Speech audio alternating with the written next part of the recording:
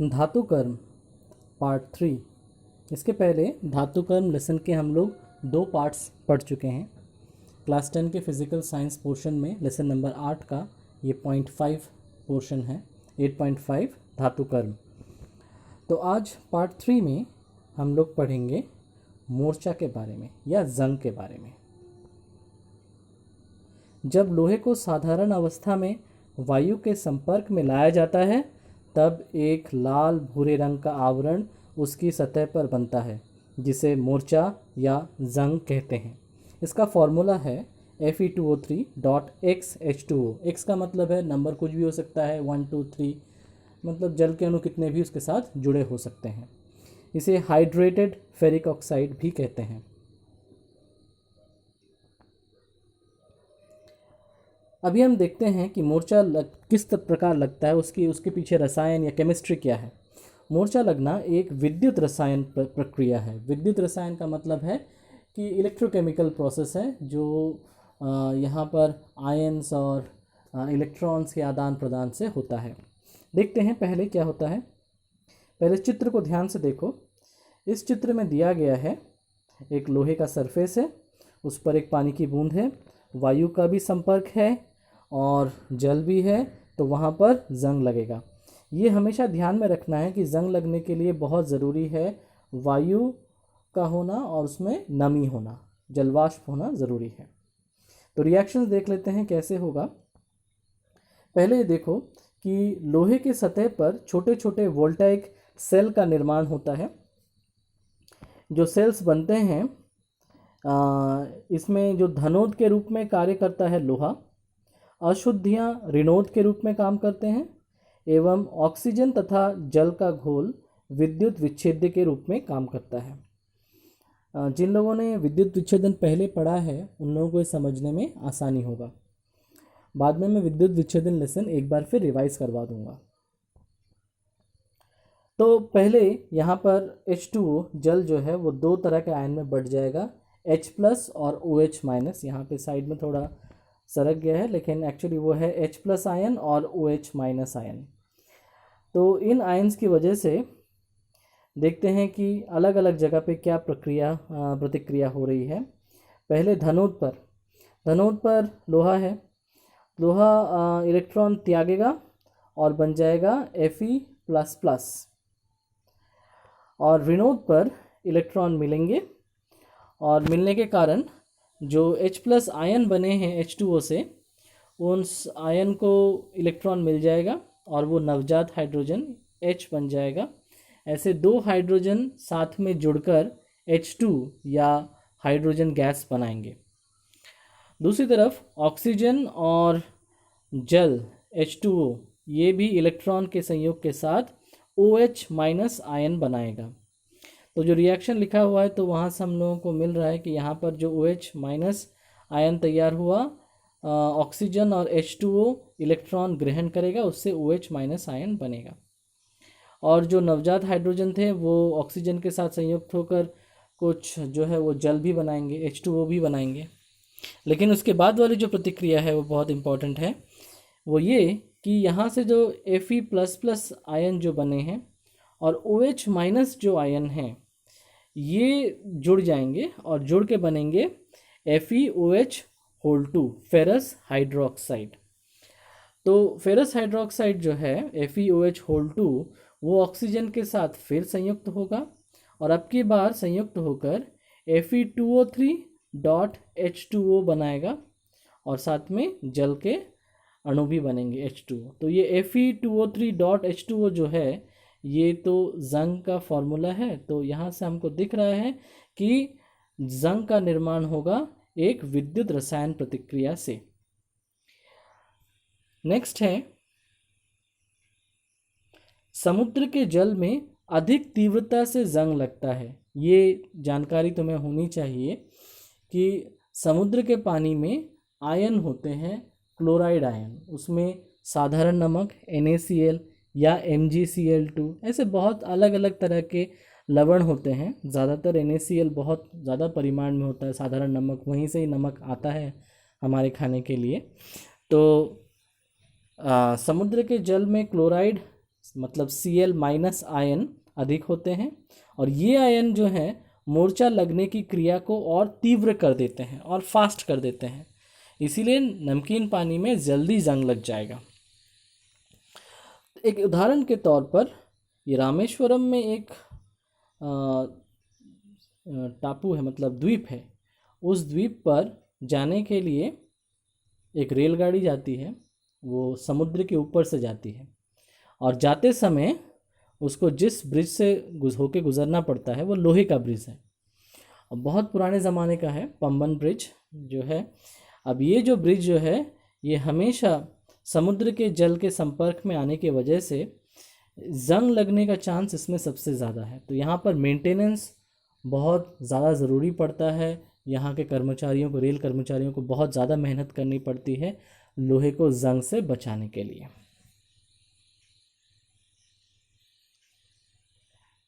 मोर्चा या जंग की रोकथाम कैसे करें? ये तो हम सभी जानते हैं कि जब भी कभी लोहे पर जंग लग जाए तो सब लोग यही कहेंगे कि पेंट करवा लेते तो जंग नहीं लगता। तो हम लोग ज़्यादातर लोहे के टुकड़ों पर पेंट कर देंगे या वार्निश करें या ग्रीस लगा दें, तो उससे जंग नहीं लगता।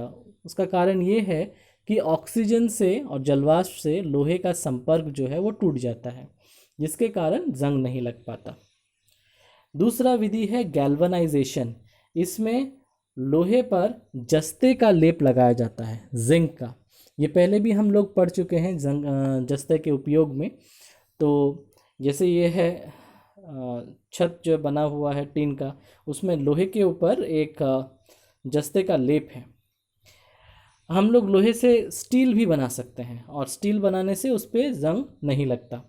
स्टेनलेस स्टील बन जाएगा तो जंग नहीं लगेगा। और एक और विधि है कि अगर भूमि के नीचे कोई लोहे का ऐसा पात्र है या पदार्थ है जिसे तुम नष्ट नहीं होना देना चाहते, तो फिर उसके पास कोई और अधिक सक्रिय धातु उसके संपर्क में रख सकते हैं, जैसे मैग्नीशियम। तो रखने से क्या होगा, वो सैक्रिफिशियल एनोड है, वो खुद जितना भी है नमी को चूस लेगा और वो लोहे पर जंग लगने नहीं देगा।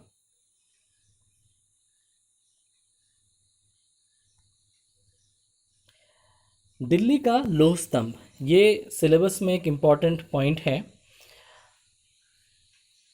जो चित्र आपने देखा वो वास्तव में दिल्ली के लौह स्तंभ का है, जो दिल्ली में कुतुब मीनार के निकट स्थित एक विशाल स्तंभ है। इसे कथित रूप से राजा चंद्रगुप्त विक्रमादित्य, जिन्होंने राज किया था 375 से 413 ईडी में, उन्होंने इसका निर्माण किया था कथित रूप से।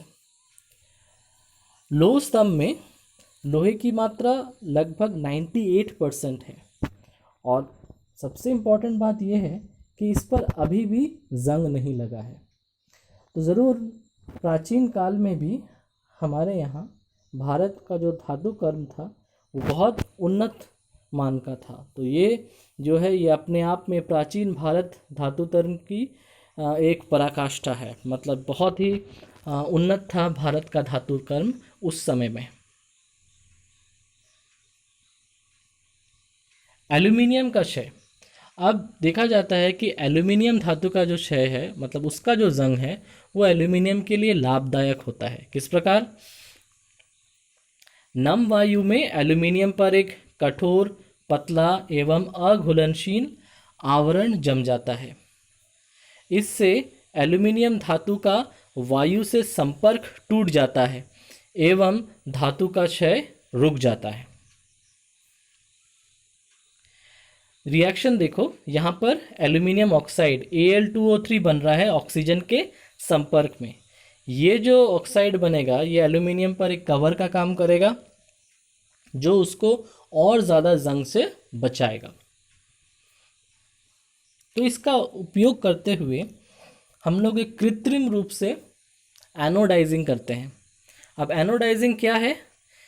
यह एक इलेक्ट्रोलाइटिक प्रक्रिया है जिसका उपयोग धातु भाग की सतह पर प्राकृतिक ऑक्साइड परत की मोटाई को बढ़ाने के लिए किया जाता है। मतलब जो ऑक्साइड का लेयर बना है उसको अगर हम लोग और भी मोटा कर दें तो फिर वो ज़्यादा टिकाऊ रहेगा एल्यूमिनियम। इसका उपयोग किया जाता है आजकल के स्पेशल जो दामी एल्यूमिनियम के बर्तन हैं उनमें। यहाँ पे एक हॉकिंस का एक ऐड दिया हुआ है कढ़ाई का, इसमें लिखा है हार्ड एनोडाइज्ड। हार्ड एनोडाइज्ड का मतलब ये है कि यहाँ पे ज़्यादा मोटा कर दिया गया है।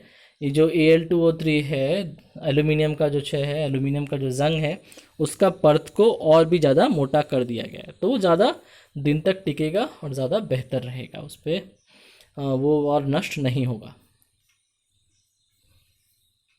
तांबे का क्षय। शुष्क वायु में तांबे पर वायु का कोई प्रभाव नहीं पड़ता, पर लंबे समय तक नम वायु में तांबे पर हरे रंग का आवरण पड़ जाता है। मतलब अगर तांबा को बहुत दिन तक जलवाष्प के साथ बाहर रख दें तो उस पर एक जंग का लेयर पड़ेगा। अगर सूखा जगह होगा तो लेयर जंग नहीं पकड़ेगा, लेकिन जहाँ भी नमी रहेगी, बरसात का मौसम रहेगा, बाहर तांबे के टुकड़े को फेंक के रख दोगे मिट्टी में तो उस पर एक जंग लग जाएगा। उसका फॉर्मूला भी दिया हुआ है, देखो। जो कॉपर है Cu, वो कार्बन डाइऑक्साइड, ऑक्सीजन और H2O मतलब जल, इनके संपर्क में आकर बेसिक कॉपर कार्बोनेट बनाएगा, जो फॉर्मूला है CuOH2 डॉट CuCO3। दिखने में कुछ इस तरह तांबे का ये पाइप है, इस पर ये हरे रंग का आवरण पड़ गया है। सब लोगों को मालूम है कि अमेरिका में स्टैचू ऑफ लिबर्टी है। जब उसको लगाया गया था तब उसका कलर आजकल की तरह नहीं था, क्योंकि उसके ऊपर तांबा लगा हुआ था, इसीलिए उसका कलर ऐसा था जैसा चित्र में दिख रहा है। लेकिन अभी वो दिखने में ऐसा हो गया है। इसका मतलब उसके ऊपर एक आवरण पड़ गया है बेसिक कॉपर कार्बोनेट का। तांबे पर क्षय हो गया, तांबे का क्षय हो गया है, मतलब तांबे पर एक जंग लग गया है।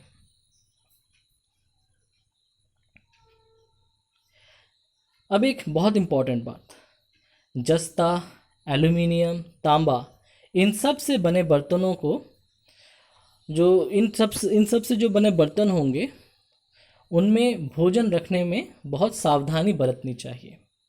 किस तरह की सावधानी?